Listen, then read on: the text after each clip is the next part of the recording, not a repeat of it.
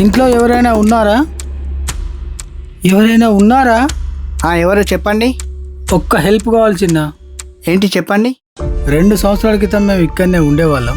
నేను నా వైఫ్ దిగిన ఫోటో ఒకటి ఇక్కడనే ఉండిపోయింది. కొంచెం వెతికిస్తారా? 2 సంవత్సరాల కిందటిది ఇప్పుడు ఎలా ఉంటుందో చెప్పండి. ఒక్కసారి చూడండి కదా ప్లీజ్.